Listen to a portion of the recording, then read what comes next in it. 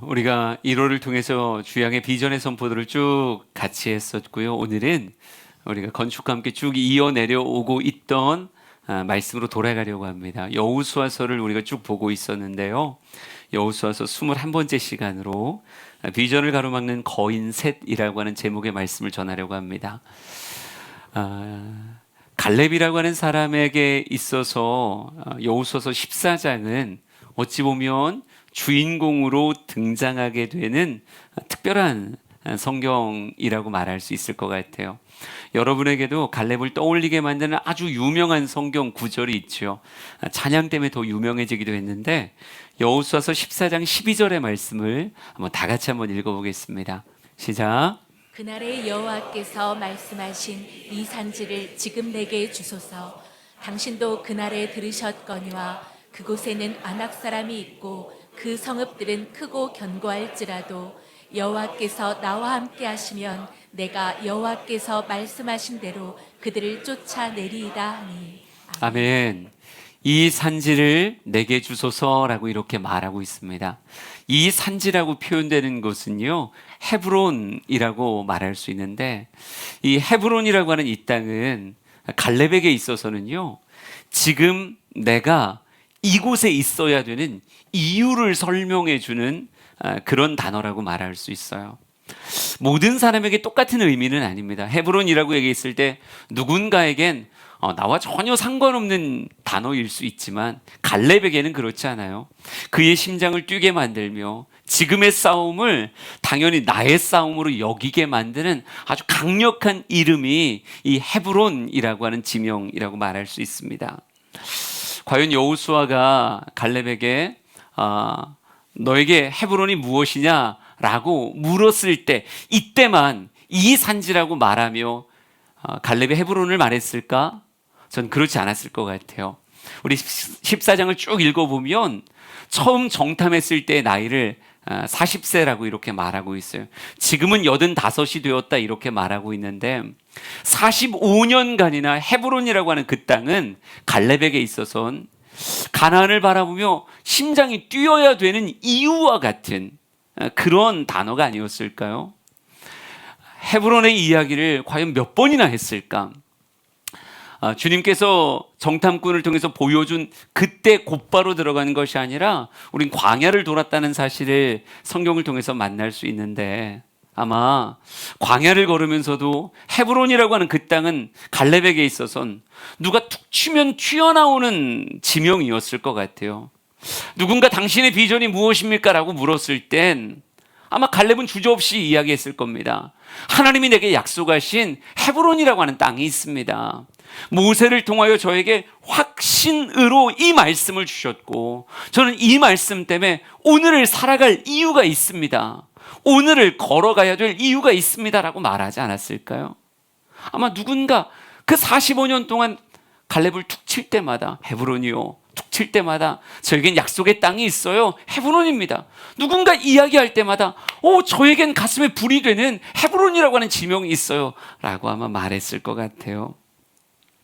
민족에게는 가나안이었겠지만 갈렙에게는 가나안 안에 있는 헤브론이라고 하는 땅이 그에겐 오늘을 살아있게 하고 오늘 걸어갈 삶의 방향이 되는 그런 단어라고 말할 수 있습니다. 저 오늘 이 갈렙의 모습을 보면서 여러분에게 이렇게 도전해 보고 싶었습니다. 과연 여러분에게는 누군가 툭 치며 당신의 살아있어야 될 이유가 무엇입니까? 라고 묻는다면 저는 하나님께서 이런 땅, 이런 지경을 저에게 말씀하셨어요 라고 화답할 수 있는, 말로 표현할 수 있는 말씀의 비전을 과연 가졌는가 라고 이렇게 물어보고 싶어요. 말할 수 있는 꿈, 이게 있어야 되거든요. 나의 삶을 살아가게 만드는 그런 말할 수 있는 비전, 이것이 내게 있는가. 전 주양교회가 건강한 이유로 말할 수 있는 비전을 가졌다라고 하는 것이 굉장히 특별하다라고 말하고 싶어요. 예배자, 전도자, 제자라고 하는 이 방향성, 여러분 이 방향성을 이야기하다 보면 모든 교회들은 다 당연히 예배자를 꿈꾸고 전도자의 삶을 살아야 되고 제자로서 양육하고 양육받는 인생을 살아야 된다. 너무 당연하지만 이걸 늘 말로 표현할 수 있는 교회가 있는가 하면 이것을 선명하게 말로 표현하지 못하는 그런 교회가 있어요. 전 이건 굉장히 큰 차이라고 생각합니다. 말로 표현할 수 있는가, 표현할 수 없는가. 말로 표현할 수 있다는 건 지금도 그 안에서 정립이 되어 있다는 거고 가슴 속에 뜨거운 불이 되어 있다는 것이라고 말할 수 있는데, 말로 표현할 수 없다는 건 그 사람에겐 지금을 살아가게 만드는 이유까지는 되지 못한다. 납득하는 지성적 내용은 될 수 있어도 그의 삶을 이끌어가는 실제 파워는 되지 못한다라고 말하고 싶어요. 그러기에 갈렙에게 헤브론이 있듯 우리 주양의 모든 성도들에게는요, 신앙적 비전도 있어야 되고 인생을 담을 만한, 이 광야 같은 인생 참 험하고 거친데 이 환경에 지지 않고 오늘도 내가 걸어야 되는 삶의 이유를 갈렙이 여호와께서 내게 모세를 통해 그렇게 말씀하셨습니다 라고 고백하듯, 여러분에게도 하나님이 성경의 말씀을 통해서 내 인생을 살아갈 이유를 주셨습니다 라고 말하며, 나는 이 꿈이 있어요, 이 말씀이 내 삶에 있어요, 이건 한순간 지나가는 것이 아니라 내 삶에 여전히 타고 있는 불입니다 라고 말할 수 있는 그런 말씀을 여러분이 갖고 있기를 진심으로 소망합니다. 함석헌의 시 가운데 그대 그런 친구를 가졌는가 라고 하는 그런 시가 있죠. 난 여러분에게 이렇게 물어보고 싶어요. 여러분은 여러분의 가슴을 뛰게 하는 그 말씀을 가졌는가?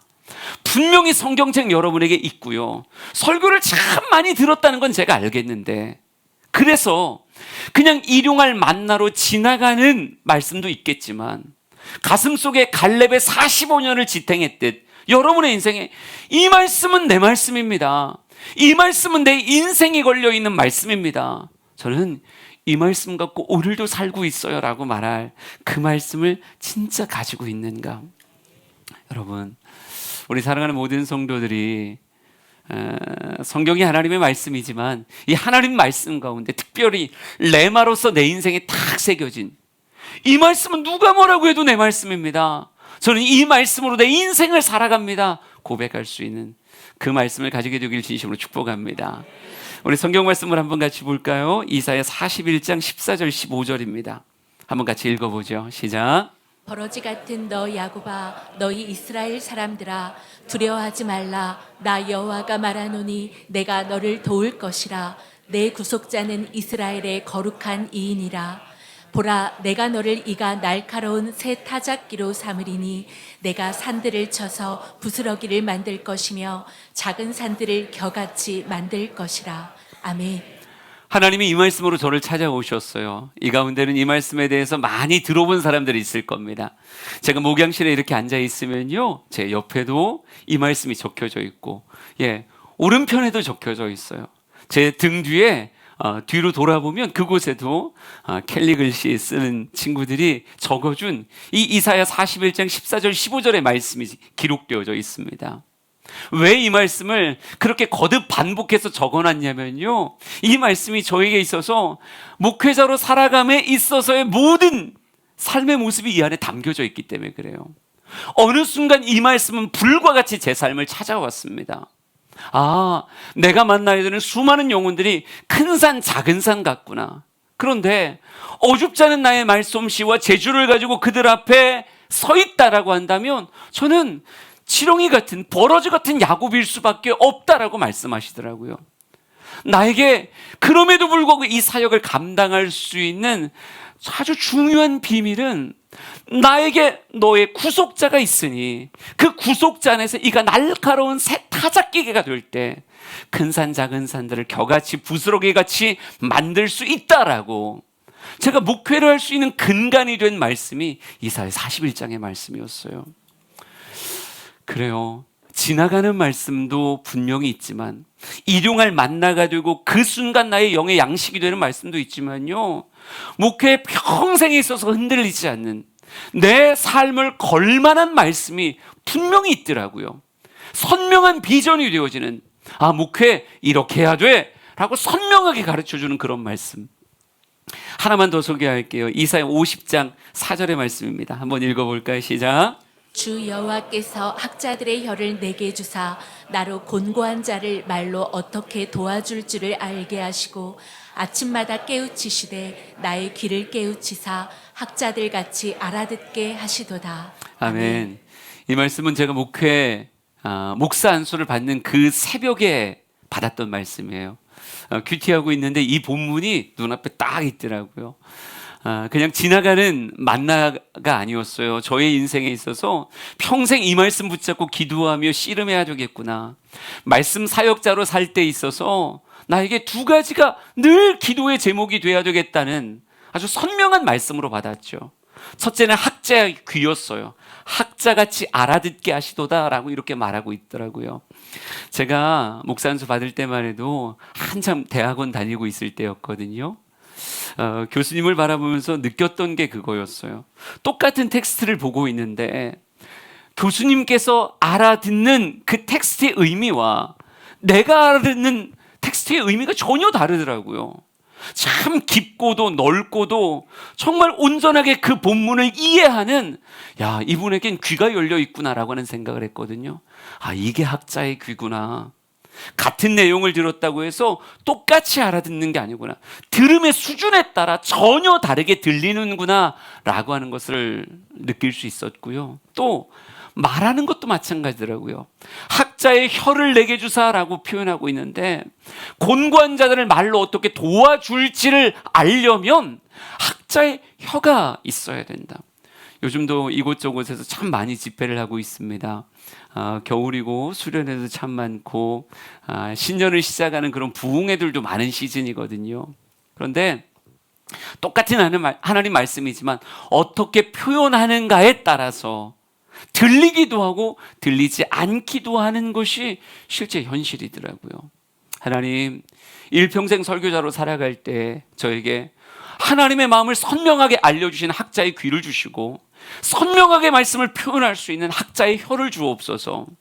여러분, 이 말씀 역시 목양실에 가면요, 제 좌우에 써 있는 그런 말씀이기도 해요.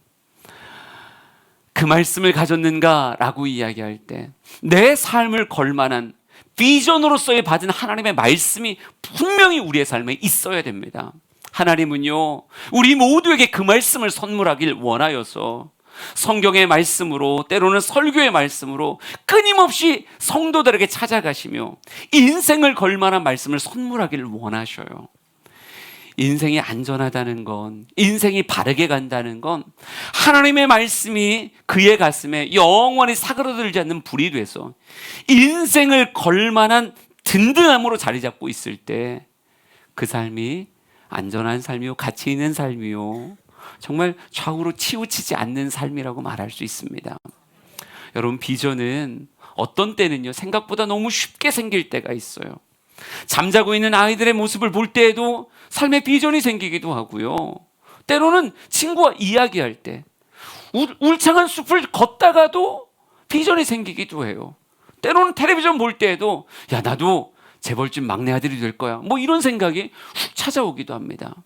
여러분, 하지만 세상에서 얻은 비전은요, 인생을 걸 만한 비전이라고 말할 수 없어요. 자동차 선전을 보다가 나도 저 차 타고 싶어, 이게 인생을 걸 만한 비전이라고 생각합니까? 그냥 단순한 원함이죠. 이 단순한 원함들이 끊임없이 우리의 삶에 생겨난다고요.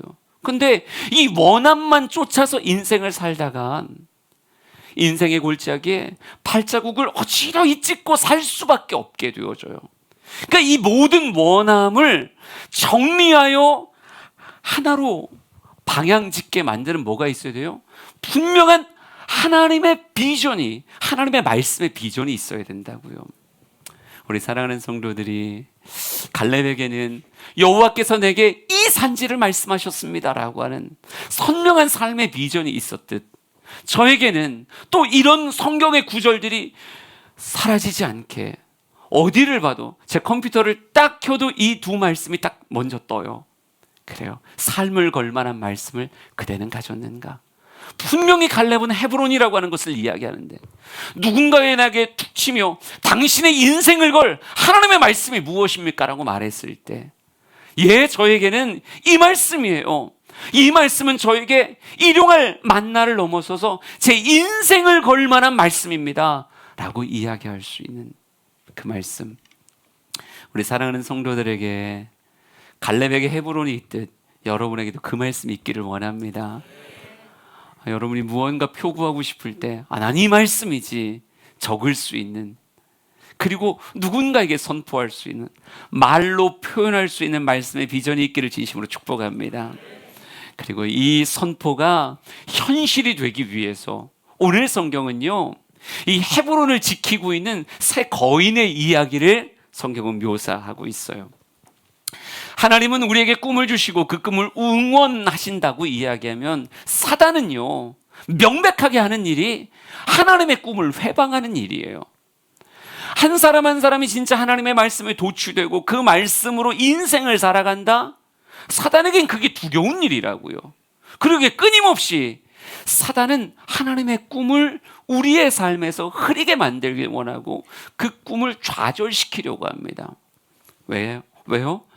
꿈에 붙들려 사는 사람이 사단에게 너무도 위험한 인생이기 때문에. 우리 마태복음 20장 28절과 갈라디아서 1장 말씀을 볼 건데요, 먼저 예수님의 삶의 사명 선언문이라고 말할 수 있을 것 같아요. 우리 마태복음 20장의 말씀을 같이 읽겠습니다. 시작. 인자가 온 것은 섬김을 받으려 함이 아니라 도리어 섬기려 하고 자기 목숨을 많은 사람의 대속물로 주려 함이니라. 빈들의 광야에 수많은 사람들이 찾아와서 예수님에게 이렇게 말했어요. 예수님, 우리 왕이 되어주세요라고 이렇게 말했습니다. 예수님의 삶을 흔들고 싶은데 예수님은 흔들리지 않더라고요. 인자에 온 것은 섬김을 받으러 온 것이 아니다. 난 너희들의 육신의 왕이 되려고 온 것이 아니다.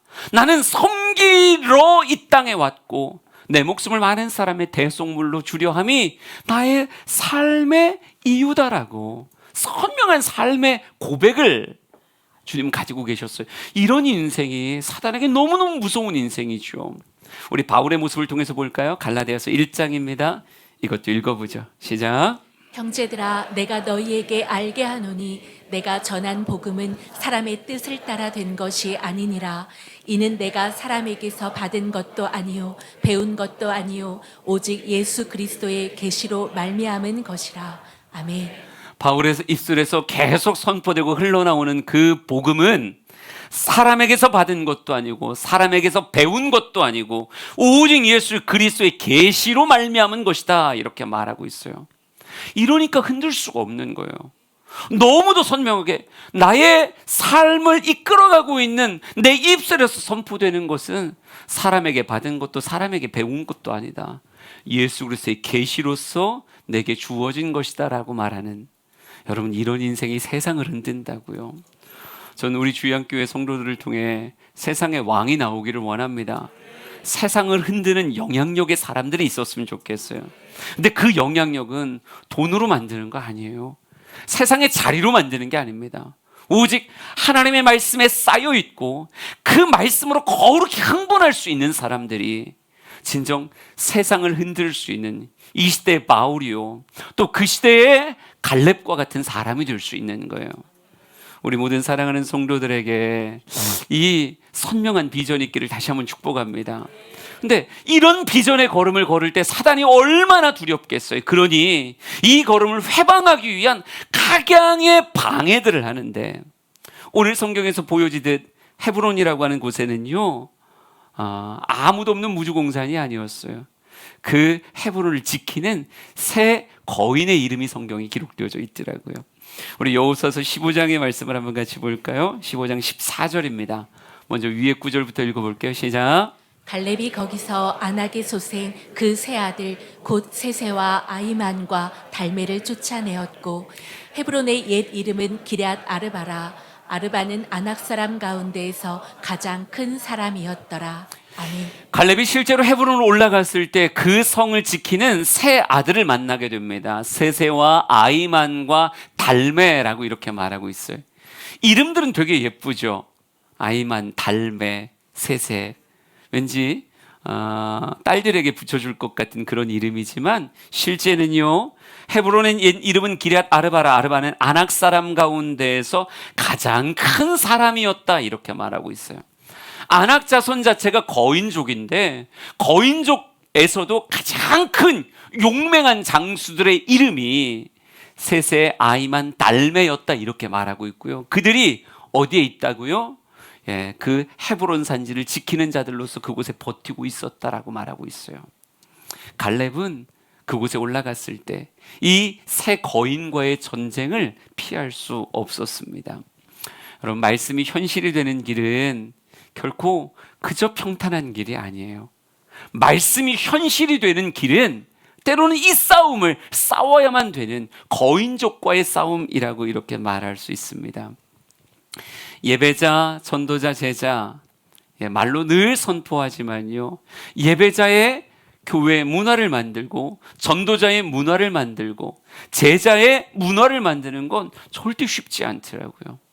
여러분도 아시잖아요. 제가 지금 몇 년째 이 이야기를 하고 있는지. 그 긴 기간 동안 우리는 예배자입니다, 우리는 전도자입니다, 우리는 제자입니다 라고 끊임없이 이야기하고 선포하고 있지만 실제로 이 문화를 만들어간다라고 하는 게 그럼 만만하지 않아요. 전 우리 주양교회가 가장 큰 교회는 못 돼도 가장 뜨거운 예배를 드리는 교회가 되길 원해요. 우리의 새성전도 그런 예배의 처소가 되길 원하고요. 하지만 가장 좋은 예배라고 이야기하고 싶지만 실제로 많은 예배의 현장에서 보면요, 때로는 우리의 예배가 초라해지는 것 같은 그런 뜨거운 예배자들이 있는 교회들이 여전히 있더라고요. 우리에겐 아직도 가야 될 길이 멀구나 싶은 그런 교회들이 있어요. 저는 우리 사랑하는 성도들이 이런 예배자, 전도자, 제자의 삶을 만들어 가야 될진데 이 만들어가는 길 결코 그냥 주어지는 길이 아니다.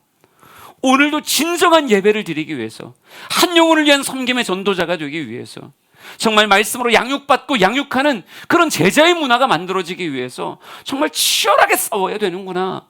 꿈이 현실이 되기 위해선, 헤브론이 진짜 내 발밑에 있기 위해선 싸움이라고 하는 것을 건너뛸 수 없다는 걸 오늘 말씀을 통해서 다시 한번 배우는 것 같아요. 과연 비전을 흔드는 새 거인의 실제 모습이 뭘까? 셋의 아이만 달매의 실제 모습이 뭘까 한번 상상해 봤어요. 아마 이런 모습이 아닐까 싶습니다.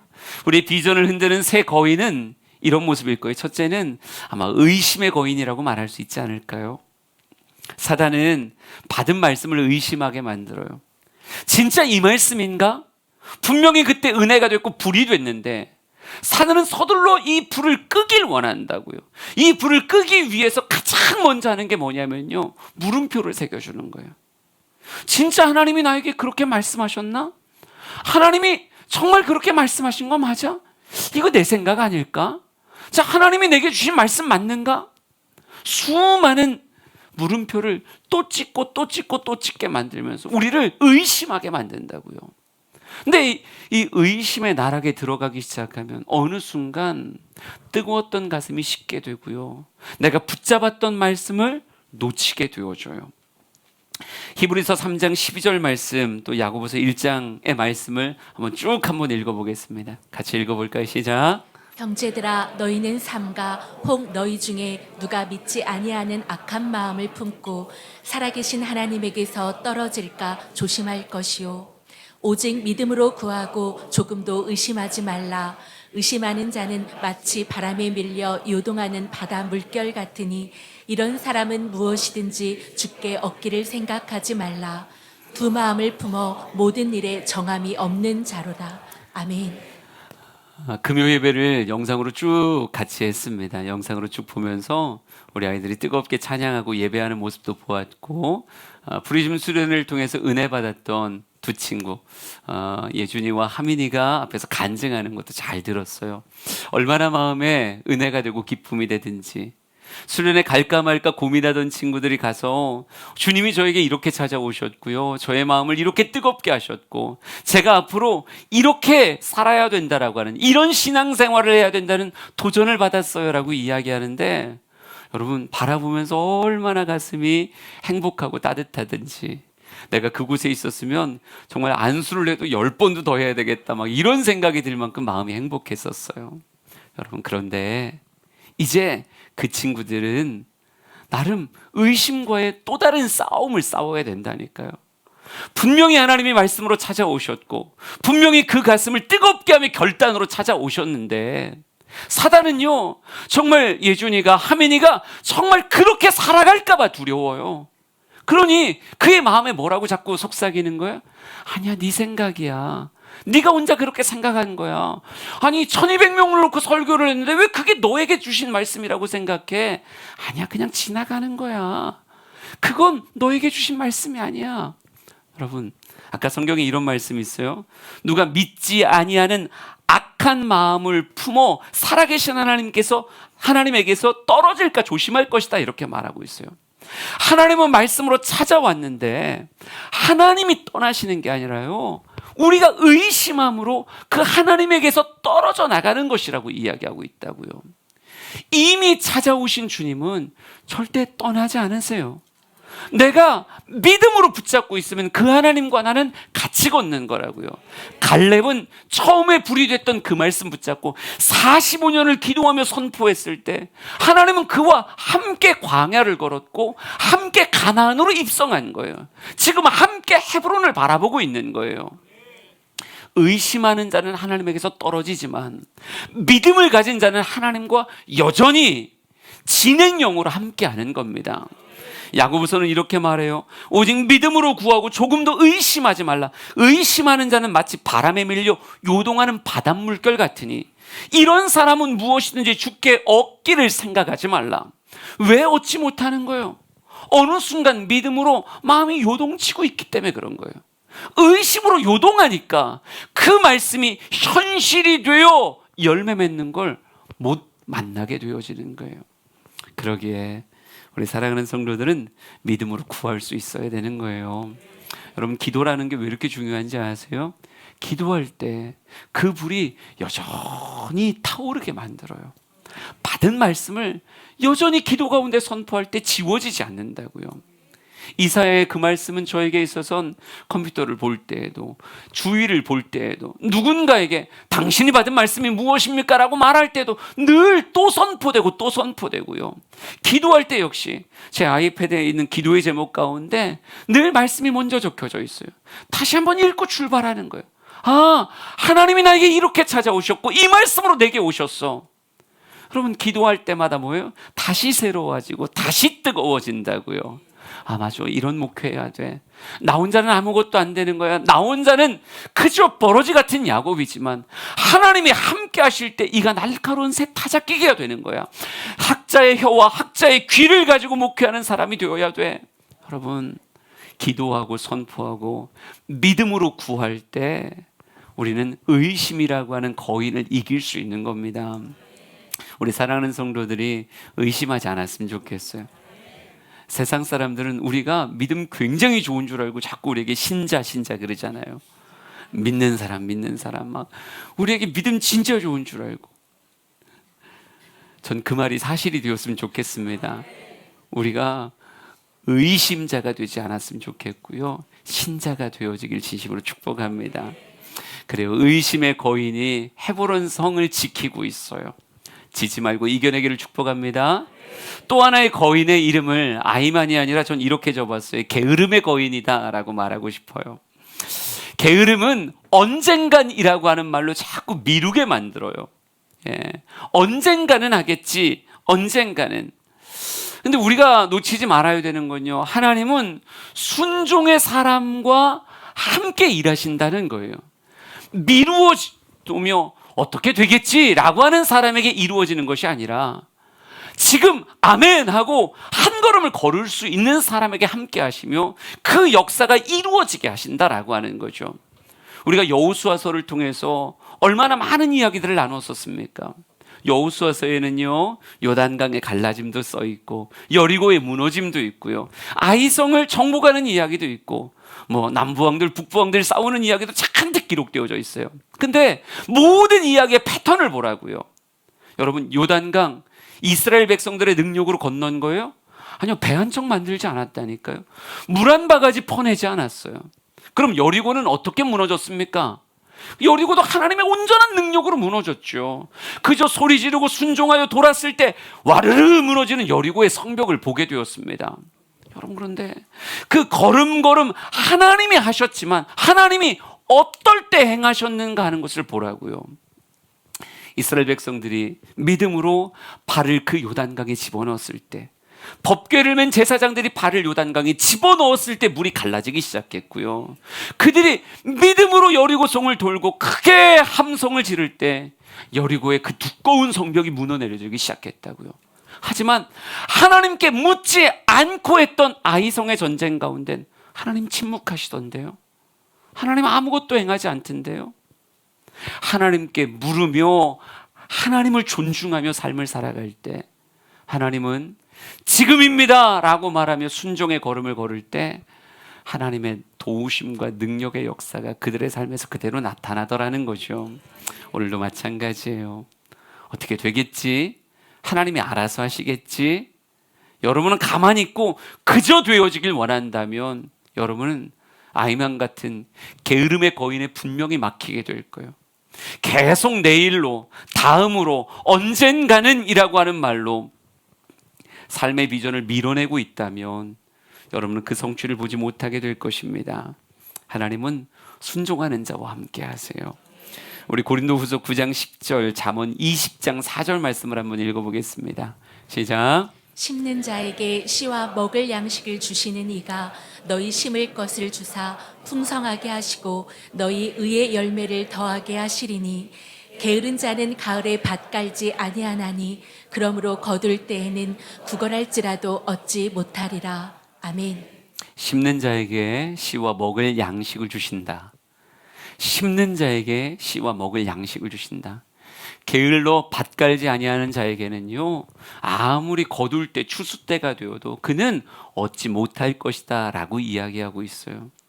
농사에 있어서는 너무 당연한 기본 같은 말씀이죠. 인생을 살아가면도 마찬가지예요. 말씀 따라 순종하지 않는데 열매가 맺어질 수는 없다라고 하는 거예요. 그러기에 우리는 언젠간 하겠습니다가 아니라 하나님이 기회를 주실 때 지금이구나 라고 말하면 요단강에 발을 집어넣어야 되는 거고, 지금이다 라고 말하면 여리고성을 돌아야 되는 거고, 지금이다 라고 말하면 때로는 매복을 해야 되는 거고, 지금이다 라고 말하면 해가 지기까지 정말 칼이 손에 엉겨붙기까지 칼을 휘두르며 싸울 줄 아는 그 그리스도인 다움이 우리 안에 있어야 될 줄 믿습니다. 여러분, 마냥 미루지 말자고요. 미루지 말고 지금의 싸움을 싸워나갈 수 있는, 게으름의 거인을 이길 수 있는 우리 모두가 되길 간절히 소망합니다. 세 번째 거인의 이름, 이 세세를 이렇게 표현하고 싶어요. 대가를 치르기를 주저하게 만드는 거인, 이렇게 말할까요? 고통, 고난을 피하고자 하는 이런 마음을 주는 거인이라고 표현하고 싶습니다. 얻기 위해서는요, 실제 싸움을 싸우되 뭐를 흘릴 줄 알아야 되느냐? 피를 흘릴 줄 알아야 돼요. 여러분, 기독교의 정말 유명한 말 중에 하나가 십자가 없이 영광 없다는 말 아니에요? 십자가가 없는데 어찌 영광이 있겠어요? 십자가가 있어야 부활이 있듯 고난을 통과해야 아름다운 열매와 성취가 분명히 있는 겁니다. 기독교에서 뻔한 진리인 십자가 없이 영광이 없다는 말이 참 안타깝게도 요즘은 많은 그리스도인들이 십자가 없는 영광을 구하고자 하는 모습처럼 느껴지는 것 같아요. 여러분, 이 마음과 싸우는 것이 예수님이 보여준 본입니다. 마태복음 16장을 볼게요. 21절부터 23절까지를 쭉 읽어볼 겁니다. 우리 이 상황을 상상하면서 한번 읽어볼게요. 시작. 이때로부터 예수 그리스도께서 자기가 예루살렘에 올라가 장로들과 대제사장들과 서기관들에게 많은 고난을 받고 죽임을 당하고 제3일에 살아나야 할 것을 제자들에게 비로소 나타내시니, 베드로가 예수를 붙들고 항변하여 이르되 주여 그리 마옵소서, 이 일이 결코 주께 미치지 아니하리이다. 예수께서 돌이키시며 베드로에게 이르시되 사탄아, 내 뒤로 물러가라. 너는 나를 넘어지게 하는 자로다. 내가 하나님의 일을 생각하지 아니하고 도리어 사람의 일을 생각하는도다 하시고. 아멘. 순종의 길이 늘 즐거울 거라고 상상하지 마세요. 주님 따라가는, 목자 되신 주님을 따라가는 길에도 뭐가 있어요? 사망의 음침한 골짜기가 있어요. 분명히 하나님의 약속이 이루어지기 위해서 때로는 내 삶이 처절하게 치루어야 되는 대가가 있을 때가 있습니다. 여러분, 세 번째 거인은 우리 보고 그 대가 치르지 말라 그래요. 피 흘리지 말라고 얘기합니다. 아무것도 고통스럽지 않고 이루어지기를 바라라고 우리에게 이렇게 속삭여요. 근데 이게 우리의 성취를 가로막는 안악자손의 거인이라니까요. 예수님께서 이렇게 말씀하십니다. 내가 예루살렘에 올라가 고난을 받고 죽임당하고 제3일에 일어나야 될 것이야, 이렇게 말해요. 그랬더니 베드로가 이렇게 받습니다. 주여, 그리 마옵소서. 이 일이 결코 주께 미치지 아니할 겁니다. 여러분, 지금은 베드로가 꼭 거인과 같이 등장해서 뭐라고 얘기하는 거예요? 아니, 그렇게 안 하셔도 된다는 거예요. 아니, 그 일이 예수님에게 일어나지 않기를 원합니다 라고 말하며, 예수님 왜 그 길 가시냐고, 왜 많은 고난을 받고 죽임을 당하고, 아니 이런 왜 무서운 얘기를 예수님 하시냐고, 안 된다고 손사래를 치고 있어요. 그때 예수님께서 베드로에게, 야, 고맙다, 네가 내 마음 알아주는구나, 이렇게 말씀하실 줄 베드로는 생각했을 텐데 예수님 너무 강하게 이렇게 말씀합니다. 사단아, 내 뒤로 물러가라. 너는 나를 넘어지게 하는 자로다. 내가 하나님의 일을 생각하지 아니하고 도리어 사람의 일을 생각하는도다, 이렇게 말하고 있어요. 십자가를 져야 구원의 역사가 일어나는 거예요. 십자가 없이 구원의 역사가 없습니다. 예수님은요, 대가를 치르는 그 길을 막는 것에 대해서 사단아 라고 말하며 물러가라, 나는 피를 흘려야 되겠고 골고다를 올라가야 되겠다라고 말하고 있어요. 여러분의 비전이 성취되어질 때도 평탄한 길만은 아닐 겁니다. 어떨 땐 처절하게 대가를 치러야 되는 십자가가 선명히 보일 때가 있을 거예요. 그때 주저하면 안 된다고요. 그 길도 내게 허락된 길이면 걸어가야죠. 예수님이 이어서 이렇게 가르쳐 주세요. 마태복음 16장 24절에 이에 예수께서 제자들에게 이르시되 누구든지 나를 따라오려거든 자기를 부인하고 자기 십자가를 지고 나를 따를 것이니라. 아멘이십니까? 그래요. 자기 십자가 지고 가는 거예요. 삶의 십자가 질 수 있어야 헤브론에 나에게 약속된 그 성은 내 발밑에 있을 수 있는 겁니다. 세 명의 거인을 여러분과 같이 나누었어요. 의심의 거인, 게으름의 거인, 대가를 치르지 못하게 만드는 거인들이 헤브론의 성에 버티고 서서 말씀이 우리의 삶의 이야기가 되지 못하도록 지금도 방해하고 있다고요. 2023년을 살아가는 여러분, 다시 한번 말씀에 가슴에 불이 붙어서 무언가 해보려고 하는 여러분에게 여전히 의심이 찾아오고 여전히 게으름이 찾아오고 여전히 대가를 주저하게 만드는 그런 거인들이 우리 앞에 버티고 있습니다. 여러분, 그래서 돌아서는 거예요? 그러면 아름다운 결실을 맛보지 못할 겁니다. 우리가 버틸 수만 있어도, 그 앞에 마주 서기만 해도 결국 그 세 거인은 하나님과 함께하는 여러분이 이길 수 있게 되어줘요. 열매는 하나님의 선물입니다. 승리는 하나님의 선물입니다. 하나님은 인생이 아니라 시건하지 않는다고 성경은 말하고 있어요. 하나님은 말씀을 거짓되게 우리에게 보내신 적이 없다고요.